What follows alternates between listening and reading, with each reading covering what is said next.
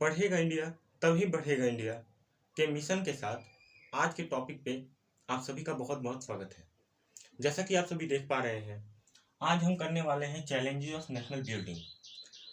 इसको समझने का कोशिश कीजिए। सबसे पहले इसके जो टाइटल है इसको समझिए, चैलेंजेस ऑफ नेशनल बिल्डिंग।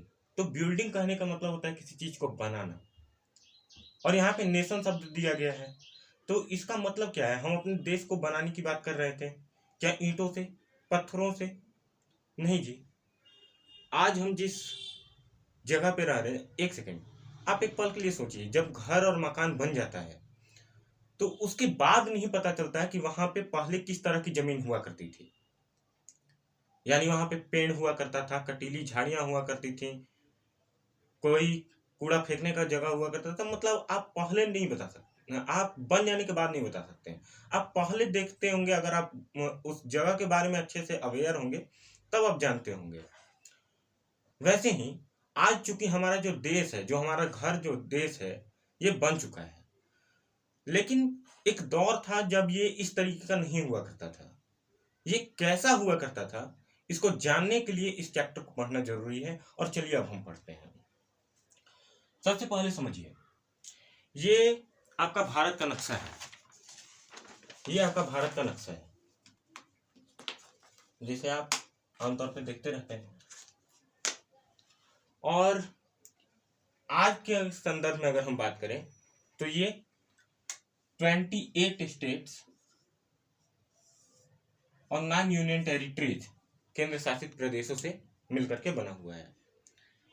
लेकिन एक दौर था जब ये कुल 565 देशी रियासतों में बटा हुआ था।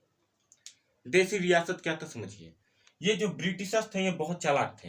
ये करने के लिए तो आए थे हमारे यहाँ व्यापार, लेकिन धीरे धीरे करके क्या किए कि 565 देशी रियासतें, जो ये छोटी छोटी मतलब ये जगह हुआ करती थी, जिनका अपना नियम, अपना कानून, अपना राजपाट हुआ करता था। कई की अपनी मुद्रा तक हुआ करती थी, इन सभी का अपना कानून, अपनी फौज तक हुआ करती थी। तो 565 देशी रियासतें हुआ करती थी, और ये सभी 565 देशी रियासतों ने धीरे धीरे करके ब्रिटेन की गुलामी को स्वीकार कर लिया था। तो जब आजादी का समय आया तो सभी के मन में यही कयास लगाए जा रहे थे कि मतलब हमारा जो देश है वो कितने भागों में बंटने जा रहा है। यहाँ पाकिस्तान और हिंदुस्तान मात्र 2 देश बनने जा रहे हैं, या फिर 565 देश आजाद होने जा रहे हैं। आज सुन करके कई लोगों को यह आश्चर्य लगता है, लेकिन ये एक दौर था जब 565 देशी रियासतें यहाँ पे हुआ करती थी। अब समझिए, हम जो बात करते हैं, ये एक चीज समझने की कोशिश कीजिए। अगर मान लीजिए कि 565 देशी रियासतों को अगर सही में अगर देश बना दिया जाता उस समय, तो हम लोग किस तरह का बात किया करते हैं। फॉर एग्जाम्पल, अगर दिल्ली से अगर किसी को वेस्ट बंगाल जाना होता तो हम लोग कैसे बात किया करते हैं? आज के संदर्भ में थोड़ा सोचिएगा, बहुत अजीब लगेगा। हम लोग ऐसे बात करते हैं, हम दिल्ली में रहने वाले हैं तो हम उत्तर प्रदेश देश से होते हुए, बिहार देश से होते हुए हम लोग वेस्ट बंगाल तक जाते हैं। ठीक है, तो सोचिए, मतलब 3-3 देश का यात्रा हम लोग कर लेते हैं।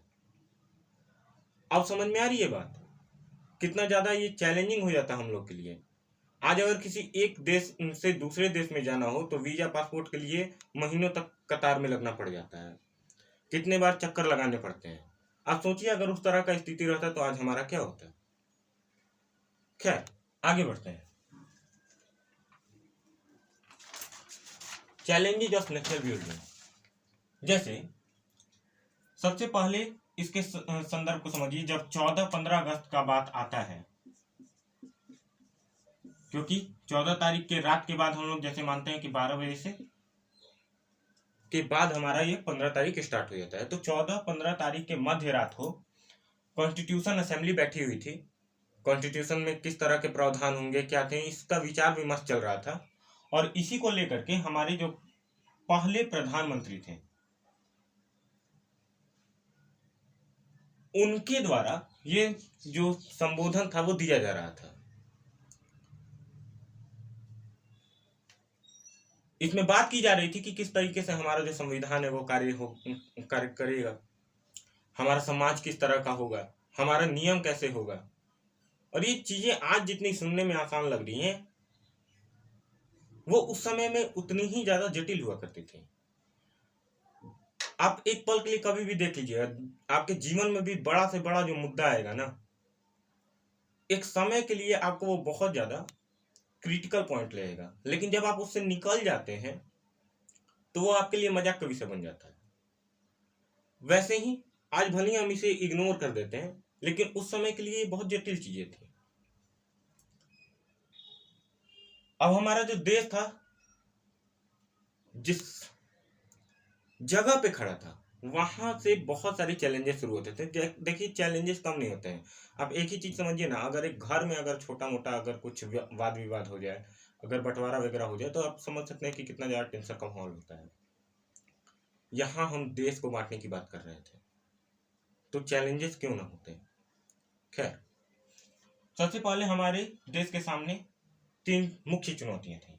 देखिए, चैलेंजेस बहुत सारे थे, लेकिन उसमें प्रमुख 3 चुनौतियां थी।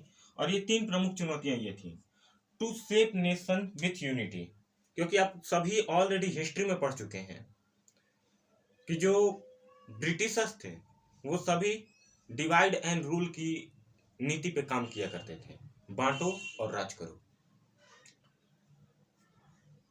बांटो और राज करो की नीति से उनका तो काम हो जाता था, लेकिन हमारे बीच में, हमारी जनता के बीच में जो एकता का भाव था वो खत्म हो जाता था। बात समझ में आ रही है? तो यही पॉइंट हो गया, to shape nation with unity. एकता के सूत्र में बांधना, लोगों को एक करना। इसके बाद की बात करते हैं, टू स्टेबल डेमोक्रेसी। हम लोकतंत्र को बहाल करना चाहते थे। ये जो देश था वो शुरू से ही राजतंत्र का पालन करता रहा है, लेकिन आजादी के बाद एक ड्रामेटिक चेंज आया कि यहाँ पे डेमोक्रेसी को स्टेबल किया गया। यानी जो भी देश को चलाएगा वो जनता द्वारा ही चुना जाएगा। इसी को लोकतंत्र कहते हैं।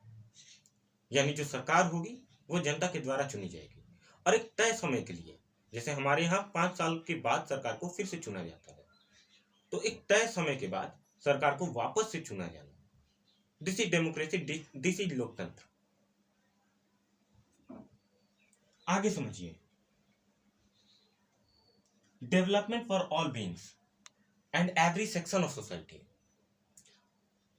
हम डेवलपमेंट चाहते थे, क्या किसी एक धर्म विशेष के लिए? नहीं जी, हमें डेवलपमेंट तो करना है, हमें विकास तो करना है, पर हम किसी भी धर्म को, किसी भी जाति को, किसी भी सेक्शन के, मतलब हमारे सोसाइटी का कोई भी सेक्शन हो, अमीर हो गरीब हो, हम सबको साथ लेके चलेंगे। डेवलपमेंट हमको सबके लिए चाहिए। आप एग्जाम्पल से समझिए, क्या अगर हम एक रोड बनाएंगे तो क्या किसी मंत्री के बेटा के लिए बनाएंगे क्या? कि सभी के लिए बनाएंगे, पूरे गांव के लिए बनाएंगे? तो हर समाज के हर वर्ग को जोड़ने का काम हम चाहते थे कि करें। डेवलपमेंट जो हो वो सबके लिए हो, किसी एक सेक्शन के लिए ना हो कि भाई वो बहुत, जैसे हमारे यहाँ समझिए कास्टिज्म हमेशा से चलता आ रहा है। खैर, अब के समय में ये बहुत कम हुआ है, लेकिन शुरू से अगर आप देखिएगा, आप प्रेमचंद की किताबों को निकाल करके देखिए, आपको पता चलेगा कि हमारे देश में किस तरीके से जो कास्टिज्म है, जो जाति प्रथा है, वो लगातार, मतलब बहुत बड़े पैमाने पे होती आ रही थी। अगर कोई बड़े अगर जाति से अगर बिलोंग करते हैं तो छोटी जाति को उनके घर के पास मतलब घुसने तक नहीं दिया जाता था। घुसना तो छोड़ दीजिए ना, अगर आपको उनके पास से जाना है तो सैल्यूट वगैरह करके जाना होता था। तो इस तरह का मतलब रिवाज हुआ करता था। खैर, अब इसमें बहुत कमी आई है, और अब सभी लोग समझ चुके हैं कि मतलब देश में होना क्या चाहिए। देश में ये जो कास्टिज्म है ना, जो रिलीजन है, ये मतलब कोई मायने ही नहीं रखना चाहिए। मेन सबसे हो जाता है नेशनलिटी। हम सबसे पहले हिंदुस्तानी हैं, उसके बाद में कोई चीज है। जापान वगैरह में देख लीजिए, वो लोग अपने नाम से पहले ये जो नेपोलियन शब्द है वो लगाते हैं, क्योंकि अपना वो लोग देश को प्यार से नेपोलियन बोलता है, तो अपने देश को वो नेपोलियन बोलता है और अपने नाम से आगे नेपोलियन शब्द लगाता है। कितनी बड़ी बात है। हमारे यहाँ कल्पना कीजिए ना कि कब जाकर के ये नेशनल फीलिंग हम लोग के यहाँ डेवलप करेगा। बहुत बड़ी बात है। इंडिपेंडेंस विथ पार्टीशन, जैसे घाव के ऊपर मरहम की बात की जाती है, तो ये जो मरहम नहीं, ये समझ लीजिए नमक ही लग गया था। पार्टीशन का मतलब होता है कि पार्टीशन हो गया, बात खत्म हो गया। पार्टीशन कभी भी होगा तो शांति के लिए होता है पार्टीशन, झगड़ा करने के लिए पार्टीशन नहीं होता है। वैसे ही लेकिन ये जो पार्टीशन था एक और जख्म दे करके गया था, क्योंकि पार्टीशन तो हुआ ठीक है, हिंदुस्तान और पाकिस्तान दो भाग, पाकिस्तान एंड इंडिया दो भाग, लेकिन बड़ा अजीब स्थिति था साहब। पाकिस्तान और हिंदुस्तान कहने के लिए तो दो नेशन बनने जा रहे थे, लेकिन इसके भाग तीन थे, एक इंडिया, एक पाकिस्तान जो कि वेस्टर्न पाकिस्तान, और एक जो आज हमारा बांग्लादेश बन चुका है, ये पूर्वी पाकिस्तान के अंतर्गत गिना जाता था। तो पार्टीशन, अब पार्टीशन भी इतना आसान नहीं था। डिफिकल्टी इन पार्टीशन, किस तरह की परेशानियां थी इसको समझिए। Not all Muslim majority area wanted to be part of Pakistan.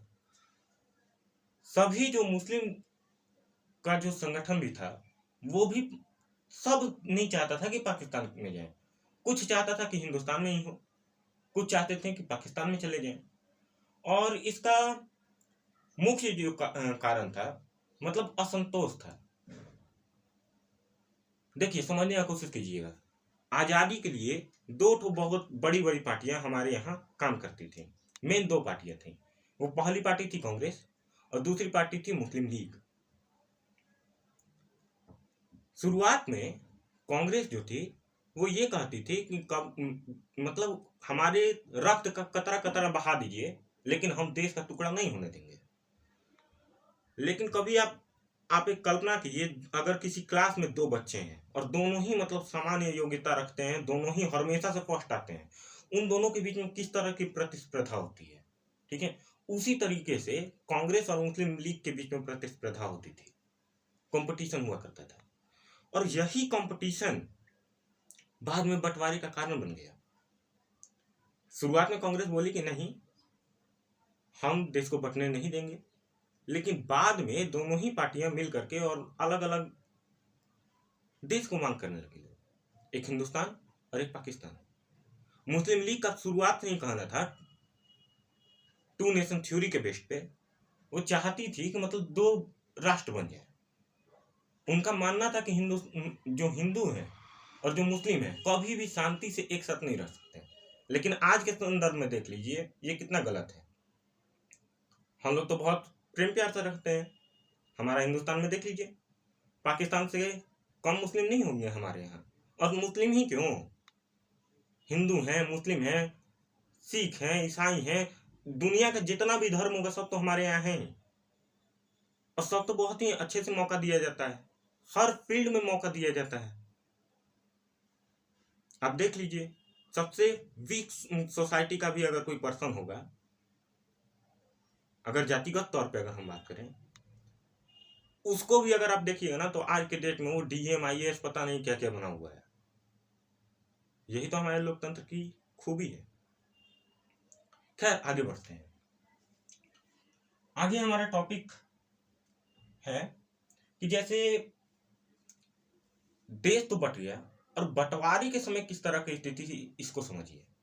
Partition के समय डिफिकल्टी किस तरह का था उसको समझिए। स्थिति ये थी कि जो हिंदू थे वो मुस्लिम मेजोरिटी एरिया में जाने से डरते थे, और जो मुस्लिम थे वो हिंदू मेजोरिटी एरिया में जाने से डरते थे। स्थिति ये हो गई थी। इसके बाद हकीकत तो यह है कि जिस दिन आपका देश आजाद हुआ उस दिन भी लोगों को नहीं पता था कि उनका जो घर है वो हिंदुस्तान में है या पाकिस्तान में है। कई सारे लोगों को विथिन एन आवर, एक घंटे के अंदर, कुछ क्षण के अंदर सब कुछ छोड़ करके और सिर्फ भी होना पड़ा। सरकारी आंकड़े बताते हैं कि 10 से 12 लाख लोगों का उसमें जान गया। सरकारी आंकड़ा है, और कितना हम लोग सरकारी आंकड़े पे भरोसा करते हैं ये हम हिंदुस्तानी अच्छे से जानते हैं। सरकारी आंकड़े क्या होते हैं ये हम लोग अच्छे से जानते हैं। इसी तरीके से